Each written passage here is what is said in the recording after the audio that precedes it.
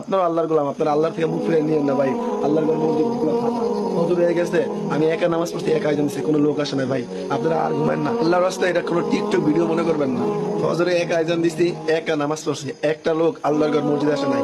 এই বৃষ্টি, এই শীত পাইয়া আপনাদের কি হলো? আপনারা রবরে কিভাবে ভুলে গেছেন? এই ক্ষণস্থায়ী 2-4-10 ঘন্টা ঘুমাইয়া চিরস্থায়ী জাহান্নামী কিনতেছেন।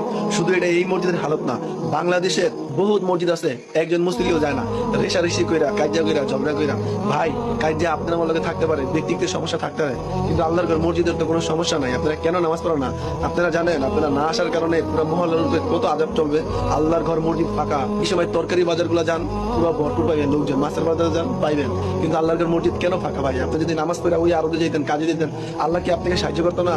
আপনি আল্লাহর ঘর মসজিদে আসেন না, আপনি কি শান্তিতে থাকতে পারবেন? আর এই দুনিয়া ক্ষণস্থায়ী শান্তি পেলে তো চিরস্থায়ী জাহান্নামে যেতে হবে। এই পৃথিবীতে আল্লাহর সবচেয়ে বড় হুকুম কি? নামাজ। আপনি নামাজ পড়ে যত খারাপ কাজই করেন, একসময় নামাজ আপনাকে বাঁচাবে ভাই।